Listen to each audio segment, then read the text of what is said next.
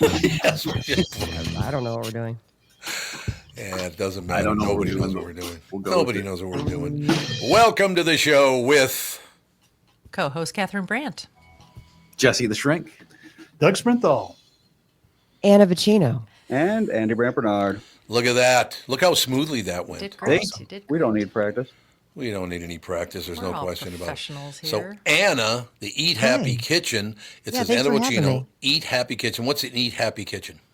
Well, my cookbooks are titled Eat Happy, and since Oh, I right. can't think of any other name for my company, I called it the Eat Happy Kitchen. So But by yes. eating happy, are we eating happy things we like the taste of, or they're going to make us happy and Yes, healthy? we like the taste. Listen, we're Americans. We like things that taste good. However, sometimes those things get us into trouble, right? I know you guys have had Vinny Tortorich, my podcast co-host, on. Has he convinced all of you guys to get off sugars and grains yet? Has he? Can't do You guys it. attempted to. He's attempted to. He's tried to brainwash you. It hasn't worked. I can't I've just been do living it. on coffee for the last 3 weeks. No, there you Well, go. that's okay. Yeah, I know. It's great. He likes coffee. Yeah, exactly. You're like, finally something I can have. No, when you cut out carbs, and listen, cutting out sugar right now is having a big moment. So Yes. good. Yeah. But you're like, well, what can I eat? And that's where I step in, because when I was diagnosed with celiac 20 some odd years ago, before it was cool to be gluten-free. I don't know if it's ever been cool to be gluten-free, but Yeah. I had to figure out what to eat, and I wanted it to taste good. Like I don't like when you try something and it's terrible and you're told, because you're not going to stick with it. So for me, I changed my brain chemistry literally by cutting out the carbs and eating healthier foods. Ooh. So I call it Eat Happy, but really it's about your taste buds. Let's be honest. Yeah, I remember I tried to do the gluten-free thing around that time, about 20-something-ish years ago. And back then, it was not easy. No. It was, I have a gluten-free wife now. And it's actually like we eat gluten-free bread, and it doesn't bother me one bit. It tastes just like bread to me. Gluten-free pasta, gluten-free everything. There's been a lot of innovation in that. Horrible. But on the other hand, the gluten-free products a lot of times are loaded with sugar. That's right. Yeah, you have to be If careful. you want to buy, Sometimes something off the what they'll shelf. do is, now that I've worked in food manufacturing and now I manufacture my own sauces and spices, they'll want to fill things up with things that aren't necessarily good for us to compensate for the taste. So there's going to be certain things you just can't do well without loading it up with carbs, sugar, sodium, fat, and usually not the good kind of fat, So you do have to read labels and be careful. But the things that are available now are much better. I remember going to Whole Foods in either Ray Cedar or Pasadena in 2002, and they had a little gluten-free end cap, and I bought a bag of, no joke, $17 cookies, because I was like, I need this in my life. I need cookies. Well, And now they were that's just Pepperidge $17. Farm. Yeah. You guys, that's $2,002. Like, not like in today's fiat currency. Like that was half my income for the month, right? And they were just so disgusting, and I threw it across the room, and that's when I was like, well, I'm going to figure this out. They were just terrible for $17, and they were terrible. $17. Yeah, now there's whole The sections audacity. of things and Oh, yeah. We go to our and local regular grocery stores store. have. Yeah, we're out, we're not exactly close to any big city, and our local grocery store's got gigantic gluten-free section with everything is good. It's much more normalized. Yeah, it's much more interesting how normalized. things have changed. But you're Okay, right. Jesse. We do take it one step further and we go low carb. So it's not just no gluten, but it's also no sugar and no other grains. So So you gotta eat make it rocks. taste good. Yeah, you eat rocks and Rocks, sand. That's about it. Those Sand have and gluten in them. rocks and Yeah. everything.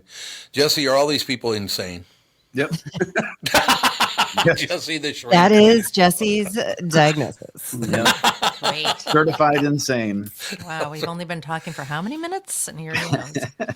That No, all it's works enough. out. Yeah. He's got enough information. I do wonder, listening to this, is it's definitely not, as a therapist, my specialty on the eating side of things. But I noticed, I think Andy, it was your response, this whole idea of people wanting to eat healthier but struggling to do it. Like, how many people actually stick to eating the diet where they go, this is the diet I should be eating? Because I know in therapy, that's one of the things that will come up that people obviously really struggle with.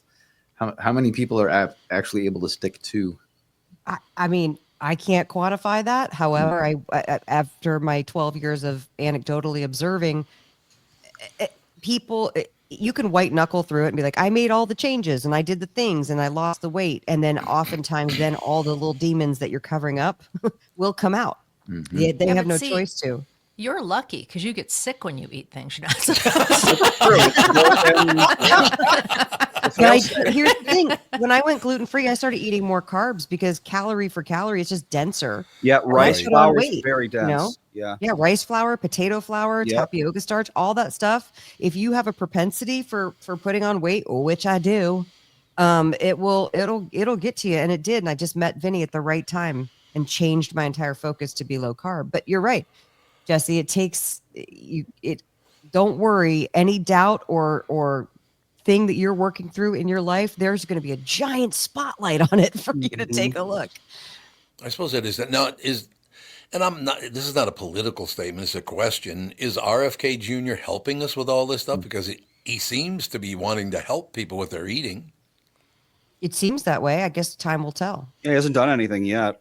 Hard to say. Well, A lot of people talk.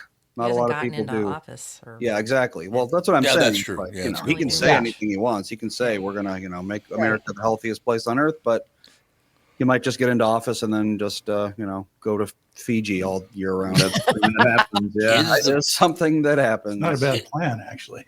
Is the food Yeah, as let's bad all as get he in thinks? office and go to Fiji. You wanna? Yeah, there you go.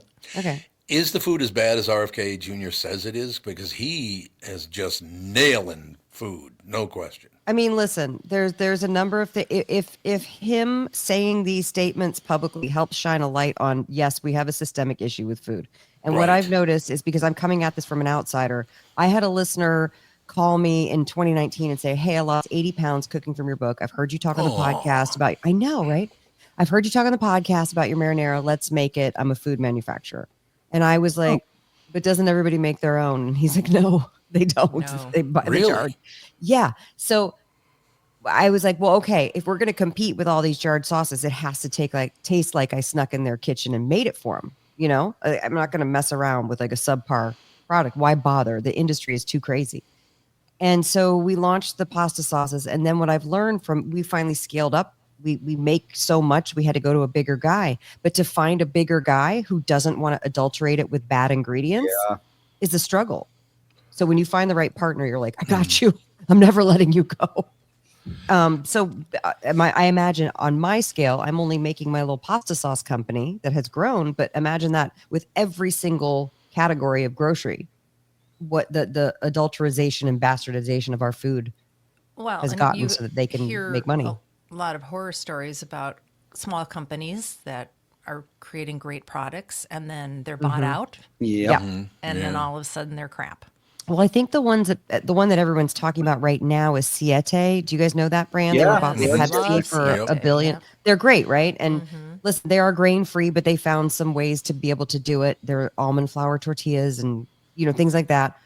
And I think that that's the discussion right now is good for Siete. You guys sold for $1 billion. We're proud of you. Like as an entrepreneur, you're like, that's awesome. Right. But also what's going to happen is Pepsi going to be dumb enough to make their products worse, or are they going to be smart and keep the integrity of the product, which we all love and why we buy it, So Well, I only feel time will tell. If your plan is just to turn them into triangles of corn syrup, then why buy the company for $1 billion in the first place? You can just do that. You can make Pepsi chips, Yes. So Absolutely. it's like I think they're kind of they're beholden to keeping things as they are, at least to an extent. I hope I want to you're pitch triangles of corn syrup on Shark Tank, though. I'm just thinking. Yeah, there you go. Jesse, I'm glad you're on this show today because obviously, Jesse the Shrink, a comedian and a therapist. What do you think of that, Anna? But Wonderful. Eating, I love it. Eating has been a huge problem in the world, particularly in America, to try to overcome sadness and sorrow and all Yeah. the rest of it. Stuff it in your pie hole. Absolutely. Yeah, absolutely. So is this helping people now? I mean, to eat healthier has got to be much better now, isn't it, Jesse? Oh yeah.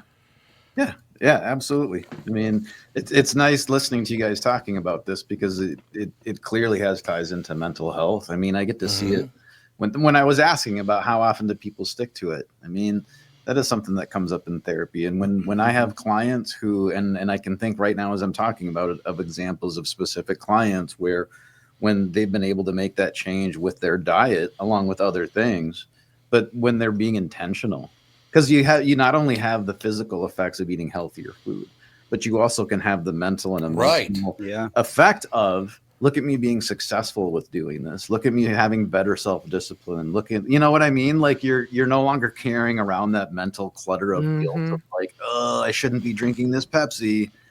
To be able to make that change, it's not just physical. There's mental and emotional aspects that come with it too, for sure. And I would say what's super cool about that is that I always say, like, don't we have bigger things to do with our lives and like to sit and like track our macros and like, you know what I mean? Be like, oh, I'm such an a-hole. I drank a Pepsi. You know what I mean? Like, don't you have things to do? Like, and we spend so much time like beating ourselves up and freaking out. And you think to yourself, I always make this joke, like if I wrote a diet book called Hate Yourself Thin, I'd probably make way more money because you'd be like, oh, cool. How do I hate myself thin? You're already doing it and you're not thin. So I remember as a kid, I would watch TV shows and movies, and they'd always have people being like, all right, well, I ate this donut, which means I have to go on a 7.2 kilometer run later today to burn that off. And I was like, is that what being a grown-up is like? Because that sounds I don't want to like a nightmare. Pretty much. Yeah, it is. It really is. I do get that visual sometimes when I talk about mental clutter.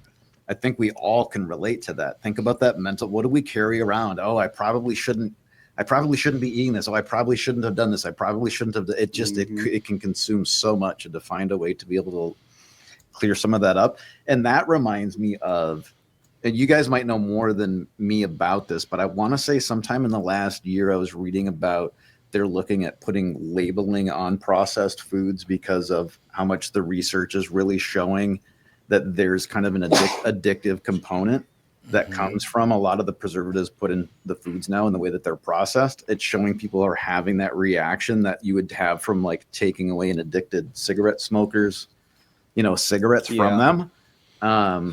And I think that that's pretty fascinating. If we talk about that mental clutter, how many people are struggling to eat healthier because they're consuming things that have these additives that are potentially intentionally making them have that reaction. Well, and it's a snake eating its tail sort of situation, because the more weight you put on from eating this stuff that makes you quote unquote metabolically broken, the more that fat has its own endocrine system, and then you crave it more, and it's really hard to get off the train.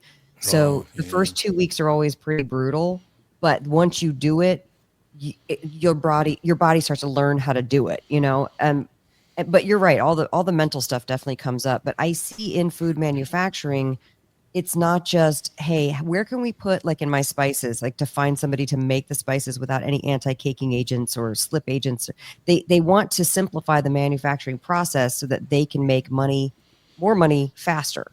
Right. But they also want you to use it up faster, so you buy more. And I get that. Listen, I'm very creative at telling people who don't even eat pasta how to eat pasta sauce. Like I have to tell them, like, put it in your chili, put it in your stews. Like I get that. I want people to repeat buy my stuff. But if they've engineered food to be very addictive. And because I just remembered that was part of it. It's that addictive thing, but it's also making it so that you're eating it faster and consuming it more, so that all of a sudden you're out and you're like, oh my God, what happened to all my Cool Ranch chips? I better go buy some Cool Ranch chips. Go get those Cool Ranch chips. Oh my God. That reminds me, I forgot this is probably 10, 15 years ago. I'm at the grocery store, I'm at Cub Foods, and I saw that they had Doritos organic Cool Ranch chips. I bet those didn't last. It was like in a brown bag, and what was funny, they tried right next to the normal ones, but on the organic version, it's saying things like, because you care about your family and don't want these harmful substances. And right next to that bag is the non-organic with all the harmful substances. Funny, they don't say it on the other one that this has harmful substances. It's basically saying you can sell your family out for $2 a bag. Yeah. What was that meme? That meme that was going around that's like, if your grocery store has a health food section, there's a problem with that. Just like, why?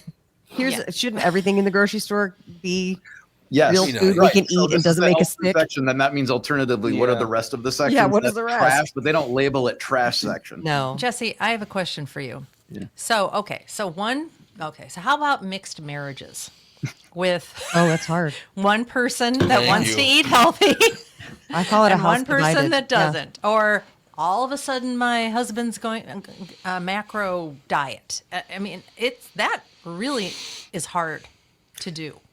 Yeah, 100%. I mean, obviously that can be really complicated, but like the first thing that I think if I'm talking to a couple where that's the case is like I definitely, one of the first things I want to find out is what's important to each person in the couple, because you know how you can get that thing of all of a sudden one person is eating really healthy and now they think the other person's supposed to be eating really healthy. I mean, Oh yeah.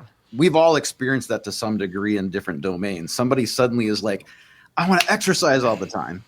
And they think their partner's now supposed to want to exercise all the time. Mm-hmm. So that's one of the things. I mean, imagine there's a bunch of things there that could be talked about, but that's one of the things that comes to my mind when you have the mixed relationship. One person's not eating healthy and the other one is. How do you navigate? It's important to you. I can speak to this because I've lived it personally, but people write all the time, and it's usually the women who are like, I'm trying to make this change, but my husband is not on board. And I've seen all kinds of things. And like you said, how this can shine a spotlight on what your negative things are. It can certainly shine a spotlight on negative patterns in a relationship.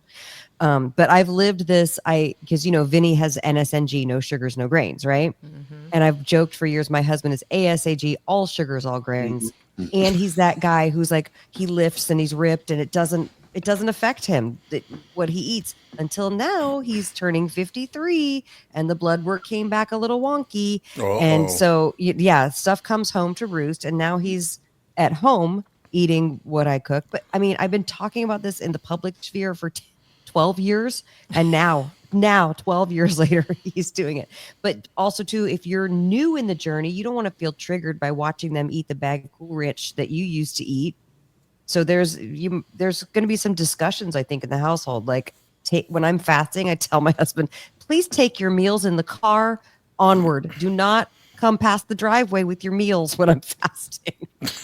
Yeah, well, that makes sense. And he agrees to it. He's nice. And do you often come on shows where the wife attacks her husband on the show? I didn't attack anyone. Oh, I wasn't talking about you. It's not all about you, Tom. Okay, thank you for giving context. So, Anna, if your husband's a pain in the ass, like, yes, I have one of those. Yes, I have one. Most women would agree. Oh, God, that's nice. You two are in the same room. You could just get out the Nerf bats and have at it. Get the Nerf bats. That's bonus content. Yeah. Yeah, bonus content. That's exactly what it is. People are little by little getting healthier and healthier with their eating, aren't they? It seems to be anyway. No, we're trying. So we're just hoping that's true. Yeah.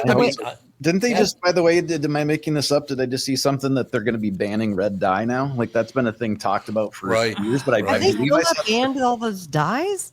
Huh? Get on it. They haven't banned all the dyes. Come on. Yeah, no, but I've heard and read about it for years. But yeah, I'm pretty sure recently, I think I saw that they're going to actually ban the red dyes now. And then I know you guys mentioned RFK Jr. I think I just saw he's like going to be a proponent of pushing raw milk. You guys have any thoughts on that? I know my sister-in-law used to go to a farm and buy raw milk all the time because she felt that it would help one of their children who had a brain injury. And I don't know how raw milk helps that, but do you know what the logic is there? I have no idea. I don't drink milk because it reminds me of my childhood where you had to finish your glass of milk and it was skim milk. Stuff you drank in the 80s. Oh, yeah. And so I'm just like, so raw skim milk? No, thanks. That's just after dealing with the nut milks, which most of them are not good. The only one that I found that I kind of like is milk because it doesn't have any gums or any of that kind of garbage in it. Milk got in it. Now. Yeah. It's still not great. And it okay. never will be. Oat is decent because it's decent. thicker like milk. Yeah, it has almond is just so thin. Yeah, exactly. I'm sorry, but if I'm going to have a cup of coffee, I want cream. I'm sorry, it's just going to happen. And I buy that A2 kind, and I just feel like it tastes good, and it's supposed to be better for me. So I just I just stopped. I'm happy about this. I just stopped doing the Coffee Mate creamers in my. I drink 2 pots of coffee a day. Every therapy session, I have 1 cup of coffee, and for a while there, I was adding the coffee mate creamer, and I could just feel it in my gut. It's Yep. just like, this is not. Yeah, This is not. so settling. delicious. White out, basically. It Just is. settling in a pool in your tummy. It's so good though. But I it's see so why- delicious. It's so it really satisfying. But is. so I'm finally off of that, and it's just black coffee. I'm so proud of you. And then he takes a sip. I like that. Yeah. It worked. He was Proving showing what that he is does. drinking it. Yeah. No, I just, everybody, for my entire life, since I was about 16 years old, there's been a lot of talk about eating healthier and all the rest of it. I think we've gotten a lot better. Am I wrong about that? That people have gotten a lot better about that? We're nowhere near where we should be. Is that correct? I don't mean, know, look around. Yeah, I don't know. If you look I'm at out in the don't grocery know. stores demoing sauce every weekend. I'm in a Gelson's, a Pavilions. I'm in a, you know what I mean? Or I fly to Texas to go there. Wherever we are, I'm there sampling sauces because I know that people need to try stuff and they need to understand because they think, oh, I have my brand that I buy. And I said, no, you need to taste this one. But the feedback that I get is anything from, you know, people are obsessed on the sodium content of something, or people are obsessed or what are the Right. calories in something. And so it's still a lot of old messaging. I will say that the phrase I use to get people to stop and try it, I say, would you like to try some no sugar added pasta sauce? Is what I say. Oh, Because yeah, a lot of big people one. now are looking for no sugar added. So that'll trigger them to stop and come over to me and talk to me. Okay. But it's unless, you know, it's like a curmudgeon guy who's like, I want the sugar. I'm like, all right, sir, you're hilarious. Please move on. Ragu's on aisle 3. Yeah, exactly. Oh, ragu. Oh, God, I hate that stuff. So Was That's much. just Rayo's paste, the- water, and sugar. That's all that is. Yeah, Terrible. Why wasn't do- who wants Rayo's a that? really good product? Were Rayo's. they I bought had out, to get or- it took me 4 years to get my final wife off Ragu when we got married. She's one of these aliens that lives on deep fried pepperoni and is a size 0 and no blood Yeah, pressure. I get it. I said, I get okay, it. I get you like the convenience, but and I love to cook. I said, we can make our own. And then it took a couple of months, but she never buys that stuff anymore. Oh, good. Yeah, no, it's great. Now she'll even You say, played the long game, though. yeah, I did. Yeah. But the best thing that happened, though, was COVID, because we're stuck at home. We're both yeah. work from home, but Yep. honestly, it's an 8-hour workday that you get knock off in about 3.5. Right. And the rest of the time you can just cook. It's awesome. And we taught all the kids to cook too. What's your favorite food? You know, you don't have to eat Kraft macaroni and cheese. You can actually make it yourself. Yeah. Let's give it a shot. And then they eat real mac and cheese and go, the best thing since sliced bread. I said, well, we'll tackle bread next week. Yeah, but That's amazing. it took me until I was 20 to think that microwaving a meal wasn't work. So there's that. Andy's grocery store used to be Walgreens. Oh, yeah. So, yeah.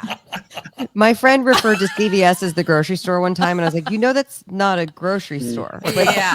that's would fine. be You get your Andy. food from there, but don't call it a grocery store. 'Cause it's Well, it's not. You can walking find distance. anything What else you am I need supposed at to do? Walgreens. Get in I'm my no, car? At least you can't. walked. That's good. Yeah, I was never in bad shape except for all the other health problems I have. But, you know, the shape of me was fine.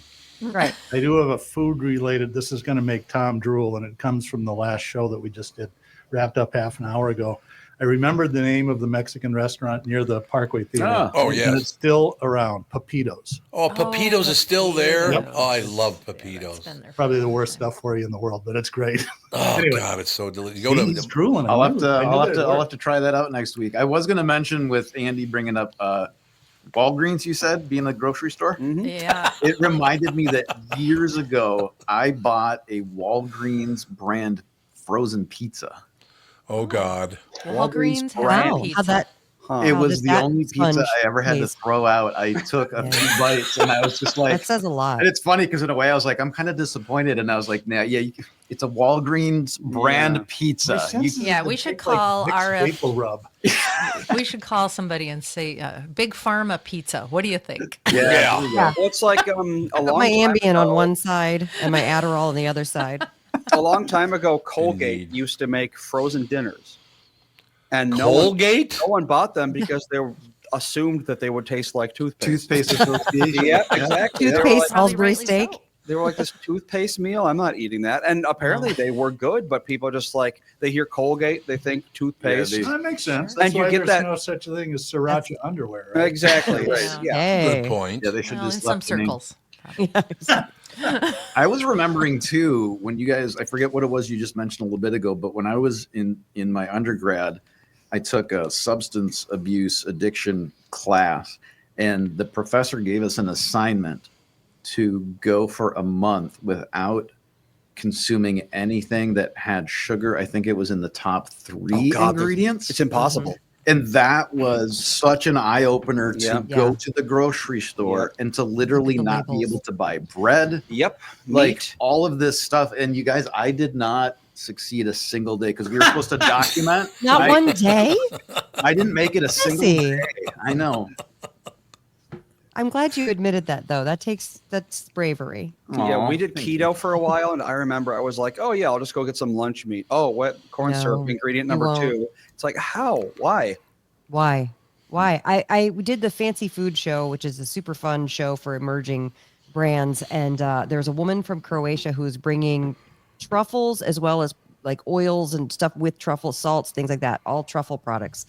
And I was talking with her, and she said, she's like, everybody's coming up and telling me that if I'm going to enter the American food market, I have to add sugar, corn syrup, whatever to all of my products. And I said, please don't. Your products are beautiful. Please don't. I know. But Put a it gun on the remains to be label. seen.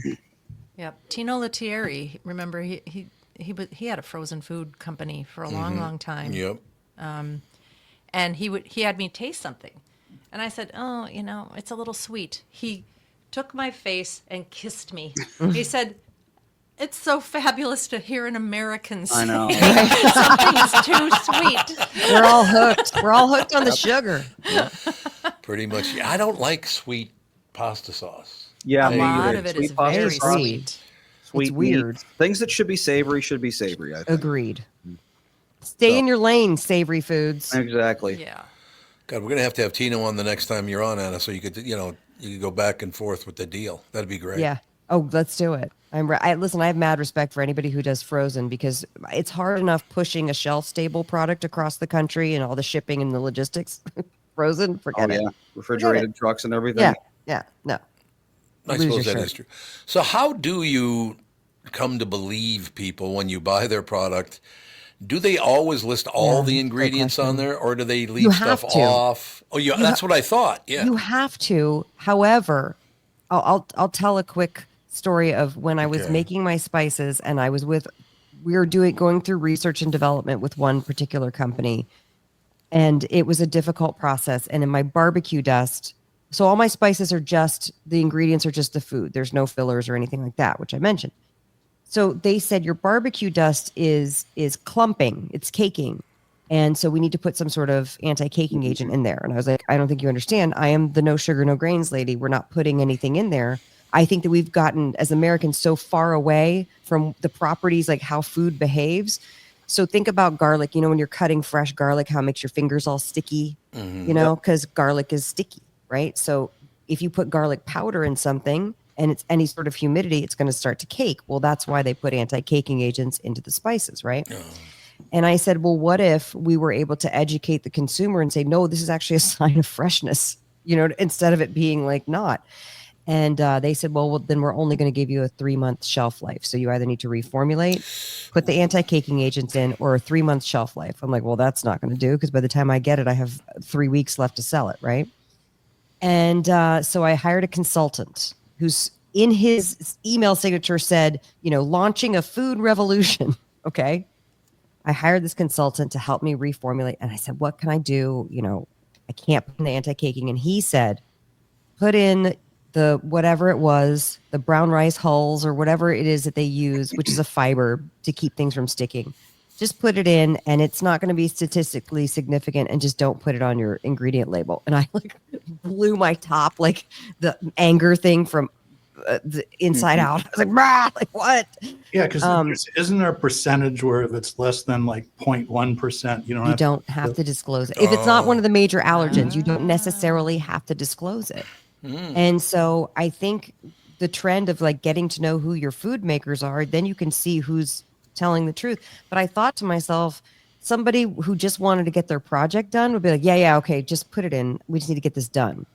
And instead I had to pull the project from them and go somewhere else. And it's added another 6 months to my launch date. And that sucked. But I I need to sleep at night. I'm I not say going to good do for that. you though. I mean, you Yeah. obviously have integrity, Well, everyone has their own value system, and you can see how they kind of run through it. Because that's what I always wondered: the CEOs of these companies, where the foods make people sick. I'm like, I bet you don't feed those to your own kids. I bet you don't. Really?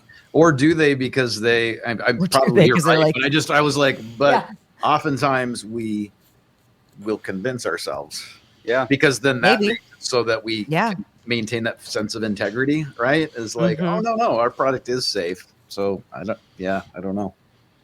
Well, it's Yeah. interesting, Andy. Don't you think that you and Alex are very healthy eaters because of your mother? Relatively, I'd say, yeah. Yeah. She's always been very, very good. Well, actually, and What I is should going mention. on? Is there two moms? No, she just Mom left. just for a walked minute. into the I had room to and get my she's also charger. on camera. Sorry. Well, you notice the one on camera is Yeah. frozen. Oh yeah, you were on camera. that was weird while you for a were second. gone. That was Really? crazy. Yeah. How'd that happen? I don't know. We were having a like horror movie moment there for the rest of us who didn't know what was happening. I was I like, disappeared. It all worked out in the end. The Matrix. But yeah, Jesse and Anna, I just lost over the last year. I just lost about 80 pounds. congrats. Wow. Thank you. I was a big weightlifter when I was a kid, power lifter and all the rest of it. And then when I stopped lifting, I just held the weight. So instead of being very muscular, I was very heavy. But I lost 80, and I'm going to try to lose about 20 to 25 more in the next year or so, Incredible. something like that. How did you So do it- it? There's a program called Livia that works really, really well. It's very, very healthy. You can do the GLP medication if you want, but you don't have to. That's not a forced thing because some people don't want to do that. Other Right. people really want to do it. Right. But it is pretty amazing how much better you do feel. Every 10 pounds you lose, you feel a lot better. There's no question. Totally. I have another question for Jesse about Ozempic or GLP or whatever. Are we going to it's put called. Mom back up on the screen, Andy?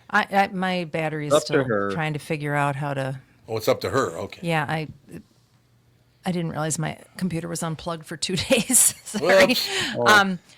The component. Okay, so I know a few people that are on that shot. And what one of them said was it takes away the food noise so that she can actually think Sure. about what she's eating instead of emotionally always reaching for something. Huh. I feel like the emotional component is maybe 75% of American obesity problems. I really do. I think that the bad food is definitely part of it, but I think you pick bad food because you're just doing that mindless. I have an emotion. I've had anxiety. I've got all this stuff. It seems like we just live in such a society of anxiety-ridden people that Well, yeah. that constantly doing that hand-to-mouth thing is comforting. Well, it's like smokers. I don't think like 2-pack-a-day smokers, they're not pulling out a cigarette and being like, oh, this is going to really hit the spot. They're just doing it automatically, more or less. It just happens. And So the with mindfulness food thing is from what I understand, is what the shot does is takes away the addictive aspect of the food. So you don't feel that like reward pathway hit like you used to. Yeah, well, that's fascinating. So I did not know that. That I'm learning something new from you guys in talking about what that's doing, like with Ozempic. I didn't realize that. But Doug and I were talking just a little bit earlier off air about nature versus nurture type It's things. a lot of heavy therapy stuff, cognitive development, fascinating material. And, There you and this go. reminds me of that though, because you guys are talking about like how much of that is based on emotion, and I think I'm not an expert on the Ozempic, but I think that what a lot of the research shows is that if we look at things like this, it's a little bit tricky, because if we're going to go, well, is this primarily people are eating this way because of emotion? Okay, we can probably say to a significant degree, yes, but oh my God, the complexities of now going into where's that emotion coming from? right. How much of that is coming from childhood issues? How much of that is coming Oh, from yeah. self-image issues? Trauma. But also, I think a thing that a lot of people don't think about is that we are beings that are made up of chemicals, and that's where our emotions come from. So also, we have a conscious brain that tries to interpret our unconscious behaviors, and it's not a very good interpreter. Mm-hmm. But we don't fathom that a lot of the time. So we might think it's based on, I'm eating this because of the stress of my job. That could be true, but there could also be a biological component that is driving you to eat this food. Like if we go back to the additives that are addictive, for example. And I think that it's fascinating to hear what you're saying about Ozempic, because I was a cigarette smoker years ago. I actually had my first cigarette when I was the summer after 4th grade. Whoa. And it triggered immediately the addiction part, because when I got caught and didn't have them, I remember I couldn't sleep. My mouth was watering. Wow. It wanted the nicotine. And so because I got caught, I didn't smoke for years. But later as an adult, I went through a stressful period of time and I was like, oh, I'm going to have a cigarette. Well, I got addicted all over again. And the thing is that I was a 1-pack-a-day smoker for years. And during those years, I hated it. I did not want to smoke. No matter what I tried, I just kept going back to it. And I could say it's the stress of my job. I could say it's because I'm celebrating, but really it was a biological addictive component. And what happened is I finally took Chantix, which had that effect where it blocked the receptor.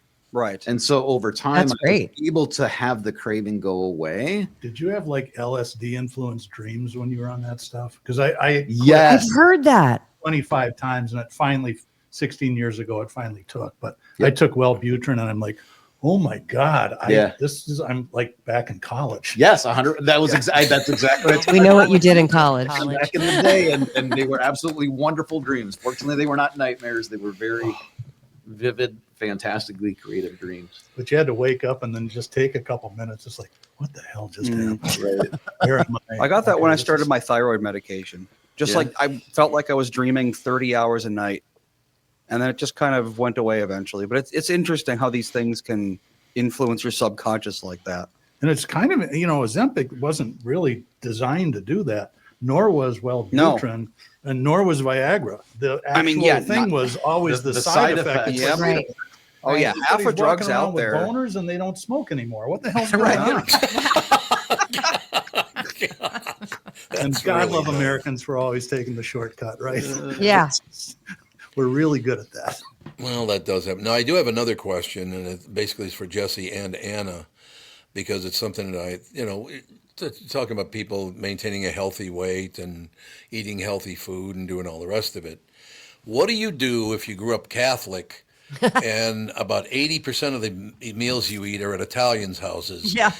Even though the food might be healthy, you have to eat about a 55 there it is. Eat healthy. You better send me that. I do have a I question. will. I want to buy will. that. I want to buy I'll that. send it to Anna, you. So you hear all the time, people, I have a gluten intolerance. I can't eat any grains, but I go to Italy, I go to France, I'm fine. and I eat bread, I eat pasta, and I'm fine.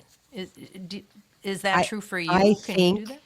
I think that if you want to experiment when you're over there with your own body, you should definitely try it and see what happens. I personally have celiac, so I have an autoimmune response to any kind of gluten, so I don't experiment. I have.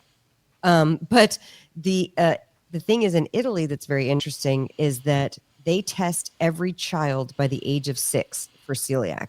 Their knowledge of gluten-free over there is unparalleled.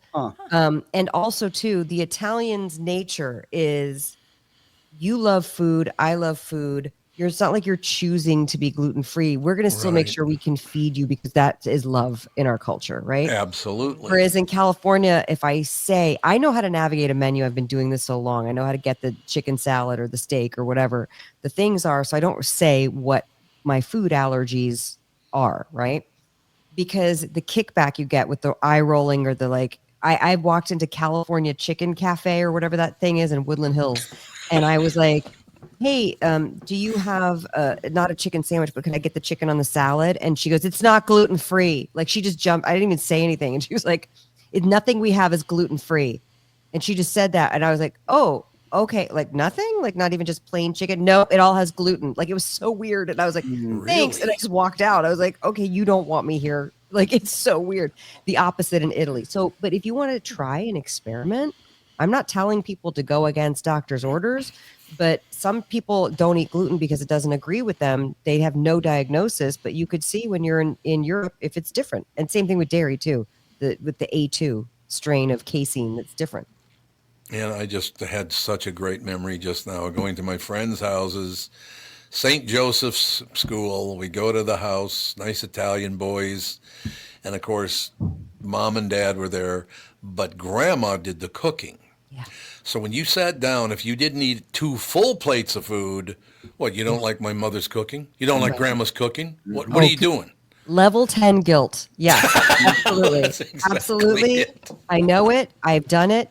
I've been the perpetrator as well as the recipient, and the cycle of abuse continues. No, Wonderful. listen, I married I'm half Italian and half Southern, right? So I've got all the carby foods in my DNA. There And you then I go. married an Italian man from Pittsburgh. And when I first Okay. went home with him 25 years ago to meet his family, and they had chicken cutlets, so those are breaded. Mm-hmm. And his mom did everything. The chicken cutlets, they ordered Mother of Sorrows pizza, which is the nuns that would make the pizza every Sunday. And then you get a side of Mancini's bread. And then you make the pasta with the red sauce. And she made her homemade. I mean, it was incredible. Everything was great. Oh. Luckily, this was before I met him, before I was diagnosed with celiac. So I actually got to have this meal before I had to swear it off completely. But I mean, that's literally, it's like 75 different ways of eating gluten in one meal. And that's I know, right? Yeah. And, Yeah, well, that and is Tom, you wonderful. kind of started off by talking about Catholic guilt in the family and stuff, and I didn't know if this was part of what you meant, but like, yeah, how, if you reach a point where you don't want to eat all those things for your you can't eat those It's things. tough. You just, right, because there is that pressure, and especially if you're talking about, it's family and it's culture and there's expectations. How do you say no? Godspeed. If you're Italian or Mexican, or I'm trying to think of all the cultures where the food is really pushed on you. It's most, let's be honest, it's most immigrant cultures, because that's how we can really express, like my grandparents came over, and that's how you express your love and your ability to provide for your family. And so it's very deeply ingrained, the food stuff. But it is hard when you're like, okay, I'm not having the rice, or I'm not having the corn or the pasta or whatever it is.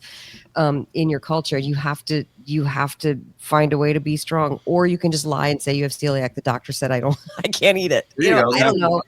Whatever works. It happens with drinking. When people quit drinking, we're such a like, oh no, why aren't you having a drink? Just have a beer. It's just one beer. Like, we do that to people who are trying to quit drinking as well. It's very strange. And I always wonder, why did we all have to eat the same food at the table in order for everyone to enjoy the meal? Like, that's what always like, because you go to a restaurant, everybody orders something different. But when we're at a setting like that, it's like, well, if you're not enjoying this thing that everyone else is, I can't enjoy myself. Yeah, I just assume that the big part of that is that it's the bonding, right? Yeah, I mean, exactly. It's like, oh, hey, obviously isn't this lamb great? But if you're not eating it, I can't talk to you about that. Well, the drinking thing too can really shine a light on other people's drinking. Oh God, yeah, it sure which they don't can. like that at all. Totally. Mm-hmm. Yeah. Yeah, a lot of people out there, it's like, yeah, if you're drunk and I'm drunk, then that's cool. But if I'm drunk by myself and you're sober, then I feel self-conscious. So I need you to drink so I feel better about my issues. Right. Yeah, and that does make me think too. Sometimes I get that with therapy clients. Like when you guys brought up the drinking one, that's not the only example, but that's a good one. I've had people bring that up before, and I think one of the things I encourage people to keep in mind is if it's going to be something like that. Let's take the drinking example. You don't necessarily have to worry too much about, what are you going to think if I say, no, I'm not drinking a beer? If you just simplify it, and it goes back to one of the classic therapy things, but use the I thou language, you just kind of, it's okay to just be honest and go, oh, actually, I choose not to do this, and here's the reason why. I mean, most people, if you do that respectfully, they're not going to take offense. And of course, there will be some people that do. But most people are not going to take offense if you just don't make it a big deal. Just explain to the person, here's why I'm choosing not to. Most people are going to respect that. In fact, I think it's a good way of leading by example, because a lot of times people don't speak up. And when they see somebody who does speak up, that's kind of, it emboldens them to go, oh, I can speak up too. Absolutely. Because there's other people like us. I think it's an age and maturity thing too. I mean, I'm old. Half of my friends don't drink. So, I mean, it's really common. But when you're younger, there is more pressure to go out. Oh yeah, absolutely. And not just drink, but overdrink. Right. Drink a lot. Explains the shot glass industry. Oh my God, shots. I never understood shots. You don't get to enjoy it. You don't get to taste it. It's just like, I don't know. It's Can't macho. get drunk fast Come enough. on. My daughter is a bartender in Brooklyn, and I asked her the other day, I was like, do people still order shots? She's like, people order so many shots. Like, Yeah, it's it's a insane. I was thing. like, that sounds terrible. Yeah, I'm the guy who gets a shot and then just sips it over the next 10 minutes. Get a shot of really nice tasty. tequila and then just sip it. Yeah, exactly. Yeah, but my I'm point sipping is, my car cob over you here. don't see 70-year-olds ordering shots at Jägermeister. It just No. doesn't I happen. hope not. Just maybe Well, one. down here in the That South, would be an you interesting kinda do. person. but- Yeah, I mean, there are definitely those people out there, and yeah, Yeah. they don't feel great in the morning, usually. Well, if anybody gives you a hard time about drinking, you just let them. After they have 2 or 3 drinks, they'll get off your case because they'll be drunk and won't notice anyway. So There you go. I am drinking. Don't you remember? yeah, we had a drink together. Yeah. bro. Wow. You know, it's Maybe you should cut down if you don't remember that. quite the coincidence today because I didn't even expect this to happen or whatever, but I had my first sip of an alcoholic drink in 16 years yesterday. Yeah, I was a little You bit. did? What Are the you hell? mental? You She remember? literally, Yeah, my wife I- comes up to me and goes, would you taste this? And I see if- said, is this-" smell it. You said taste it. Did not. You did too. Replay the tape. Yeah. So I took- Tom doesn't bother. gave up drinking a long, long time ago, but he Yeah. had Oh, the podcast a lot of really nice red wines, Mm-hmm. and I can't drink red wine because it triggers migraines. Yep. So he started talking about we need to get, somebody needs to drink this red wine before it all goes bad. So I took out a bottle of this stuff called 100 Acre Woods. 100 Acre Just Woods. 100 acre. Well, Yeah, 100 100 acre. 100 Acre Wood would be Oh, Winnie I'm- the Pooh. I was That's going to the say Winnie that the Winnie sounds the very Pooh Winnie up the with- Pooh. It's Winnie the charming. Pooh, different. Charming And red wine. I opened it up because I was making braised short ribs. I was like, I need a cup of red wine.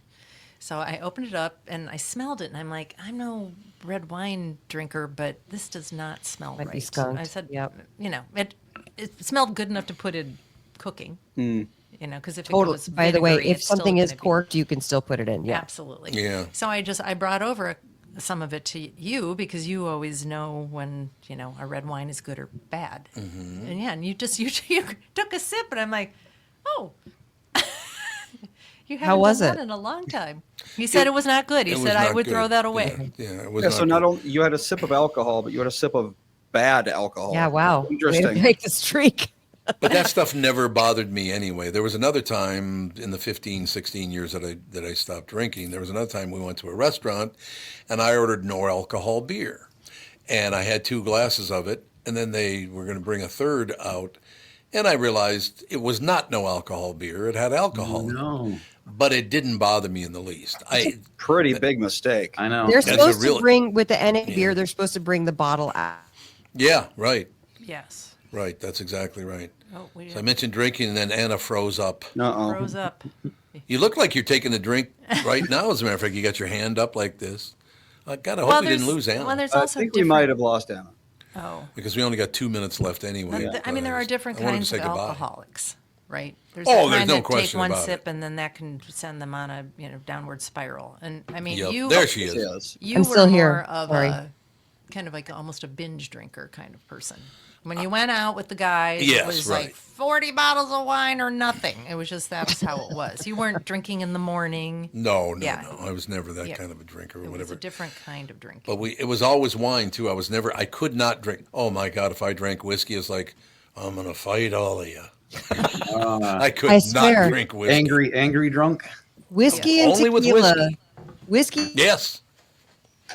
Oh, Well, she froze the again. connection's again. so bad with you. Well, All the of a show's over. sudden, well, yeah, it's pretty much. Show's over anyway. Well, I was so happy but to we talk got- to you. If I you know. can hear. Oh, There she is. There Good. I'm Good. saying so many amazing things. I'm not. You missed Well, Anna, everything. come back on the show so we can talk more about this because I just I think would love to. But Thank you for having me. I will close with this. You will like it. Anna Vocino with us, ladies and gentlemen. I won't say the last name of the family, but I had this family that I just absolutely loved. Went to St. Joseph's School with a nice Italian family. And their grandfather came over from Italy, but he spoke English very well, the rest of it. So I walk in the house. I take my shoes off because you didn't walk in their house and keep your shoes on. Yeah. I took my shoes off, and Tony Bennett is playing on the record player. And I walk in and I said, good afternoon, how are you today? And he said, I'm doing just fine. I said, oh, I love Tony Bennett. And he goes, what? And I said, I love Tony Bennett. He goes, his name in this house is Antonio de Benedetto, and don't ever forget that. I'm like, okay, it's Godfather. Antonio de Benedetto from now on. Antonio de Benedetto. Yeah, and you have to do that too, by the way. Yeah. You have to go, Antonio de Benedetto. I love that so much. It was a great experience. But Anna, please do come back on. Please, and Jesse, you thank should come you, back thank on when you. Anna comes on, because that was a great conversation between the six of us. I loved it. I just loved that conversation. I feel like we because solved all the world's problems, didn't we, Jesse? I love it. Not quite. Oh, okay. The That's next fair. episode is when we will finish solving all the world's problems. We need people to come back next time. Next time you come here. There's The still next 3 time you problems come we in. didn't solve, but we won't. That's a teaser. We won't. And say- we're not going to say what problems they are, guys. So everyone has Exactly. to tune in. Okay, so Anna, going first, how do people get a hold of you if they want to get a hold of one of your Eat Happy Kitchen? I or whatever? am, yes, eathappykitchen.com, sauces, spices, books, all the good stuff, or at Anna Vocino across all socials. I post all my recipe development, all that fun stuff, ideas, inspiration. I'm very easy to find. Okay, and Jesse, if people are popping a bolt, how do they get a hold of you? Primarily, Don't want to. okay. If it depends if they want to see me for therapy or comedy. Yeah, that's a good point. If they want to see me do comedy, just Google Jesse the Shrink. I have the socials out there. I've got a website. You can find out all kinds of shows that I've got coming up. I have a ton of shows coming up. So just Google Jesse the Shrink. If you want to see me for therapy, you can look up Catalyst Mental Health, and you'll find Jesse Ellis is my last name. It's my real last name. And but yes, I won't do both. I won't be your stand-up comedian and your therapist. But. Oh, see, I see you on stage going. So yesterday I was talking to this nutball. And Yeah, that'd be nice. And I'm picturing Rodney Dangerfield as a therapist. You think you got problems? And then I go to When my I was a therapy kid, you sessions, know? and I'm like, the let me run this psycho joke I'm out. seeing. That was one of my favorite lines of his. He always went back to, let me tell you, when I was a kid, you know. I loved that about him. I really miss Good him. impersonation. I was good. was the Yeah, biggest you fan were of that his- guy, and he was so nice to me. I was very sad when he died. That's all I have to say. Yeah. We'll close with sadness. No, we'll close with happiness because you guys did a great show today. Thank you for your time, and let's all get back together because that conversation was fantastic. I loved it. So thank you. Yeah. Thanks Healthy. for having me. Yes, eat healthy. Jesse, get everybody's brain healthy. I'll get that everyone's doing it, and I'll make one last plug if that's okay. Jesse the Shrink's Midlife Crisis Show 3 next week at the Parkway Theater. Parkway Theater. Oh, nice. And go to Pepito's, Doug. Yeah. Yes. Love Pepito's. And eat all the stuff Next that to- we next just to the talked about Parkway not Theater. eating. Yep. Yeah, you Eat walk a in, whole go, lot "Do of you use seed grains That's right. oils?" and a whole lot of seed oils. Yeah. I challenge you not to have the chips. Good luck. Good luck to you. All right. Thank you to all of you, and we will talk to you tomorrow. Thank you guys. Bye. Thank you.